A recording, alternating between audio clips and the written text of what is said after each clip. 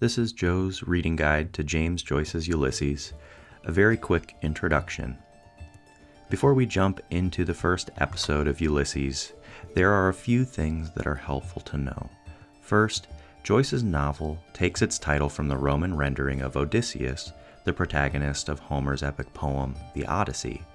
So why didn't Joyce title his novel Odysseus?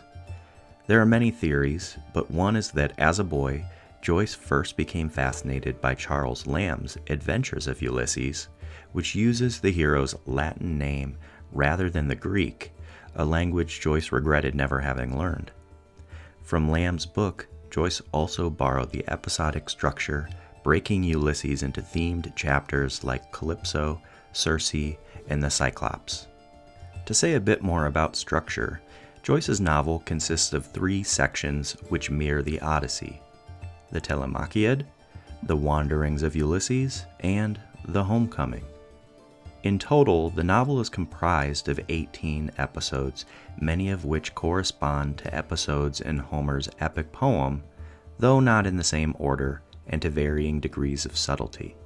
As we read through Ulysses, keep your eyes peeled for references to the Odyssey. They're not always obvious. In my notes on each episode, I will point out some of the Homeric correspondences. Please note, it is not essential to have read Homer's epic. If you have, it may enhance your reading experience, just as a familiarity with Irish history, Shakespeare, Aristotle, and Aquinas will. But instead of trying to read everything Joyce read, just read Joyce.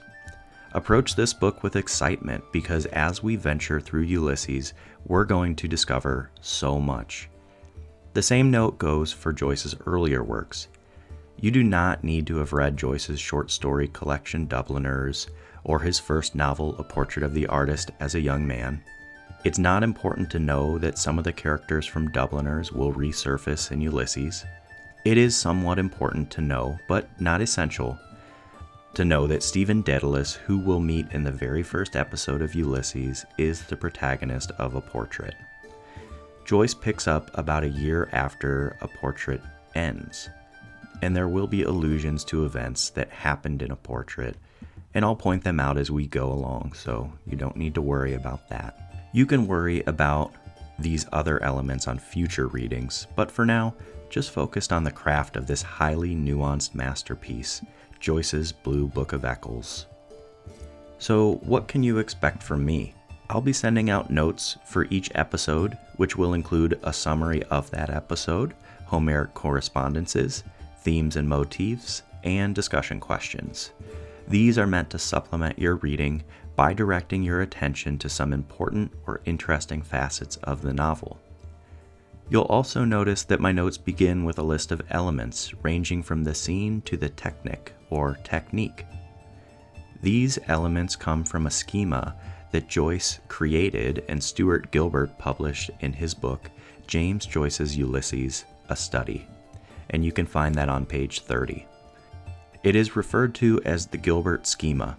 It was meant to help readers see the structure of the novel, and I find it helpful as a reminder of where we are in time and space. And if you like this schema, you might also want to check out another schema called the Lunati schema, which Joyce created for a friend named Carlo Lunati. Both can be found with a quick Google search. So before we dive in, I have a few questions meant to help me as your guide, and hopefully to get you excited to begin. First, what do you enjoy reading? It doesn't have to be fiction. Second, do you have any familiarity with Joyce's works? And if so, what? If you have not read Ulysses previously, what makes you want to read it now?